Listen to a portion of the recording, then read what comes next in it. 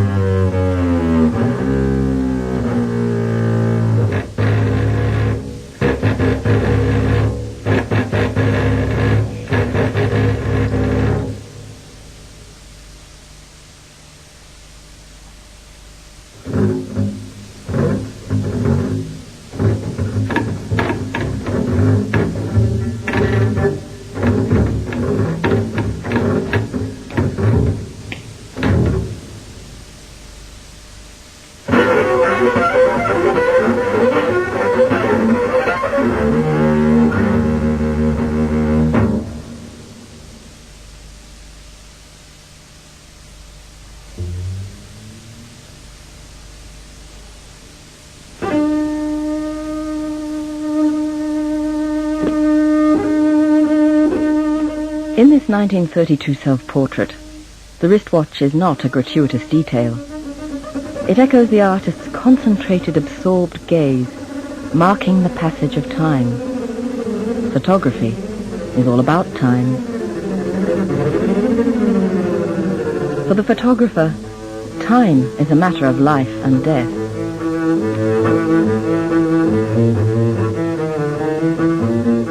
Life and death can be a joke, especially when, like Man Ray, you possess such an acute sense of time and timing. But they are truths nonetheless. The poet Tristan Tzara wouldn't deny it, nor would this goddess of love for hire, a herald of death.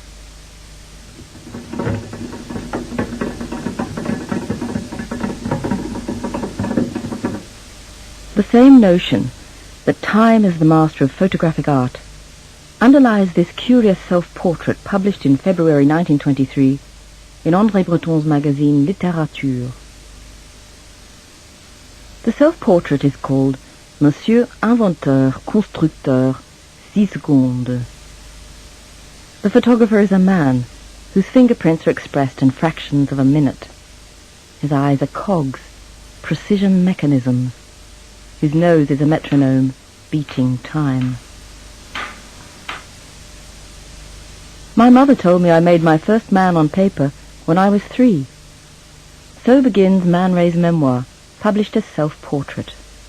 Allow me to introduce myself. This is Man Ray, American-born, who chose France as his most permanent home. Man Ray's life was simple, a 4-beat waltz. The first beat was America, the second France, the third America, and the fourth France again.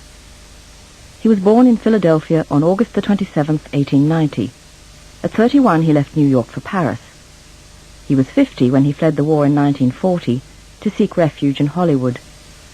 At 61 in 1951, he returned to live in Paris, where he died in 1976 at the age of 86. In all, he lived 42 years in America and 44 in France. His first major work was this patchwork, made in 1911 from 110 fabric samples he'd found in his parents' garment factory. Somewhere between cubism and abstraction, it's a resolutely modern object. He signed it Man Ray, an alias drawn from his own name.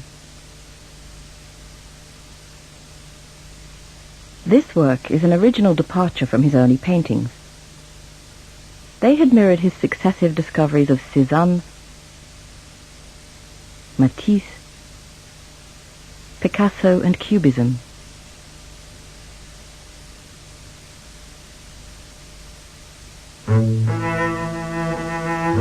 In 1913, he moved to Ridgefield, a small town in New Jersey with an artists' colony. There he rented a timber house and lived with Adon Lacroix, a Belgian poet with whom he was in love. They married in May 1914. She taught him French and introduced him to Baudelaire, Lautréamont, Rimbaud, Mallarmé, Apollinaire. She wrote poetry, which he made into calligrams. In Ridgefield in 1915, Man Ray first met French artist Marcel Duchamp, who had just come to New York to visit his American admirers. His nude descending a staircase had created a sensation at the first International Modern Art Show in New York 2 years earlier.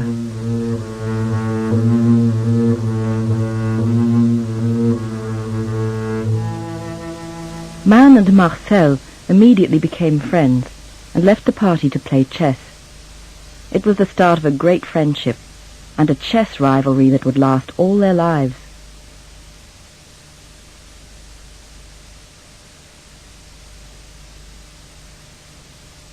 Without making chess the key to his art as Duchamp did, Man Ray was a keen player.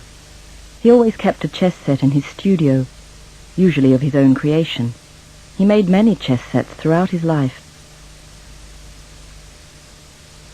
He liked using them in his self-portraits and as props in his photos.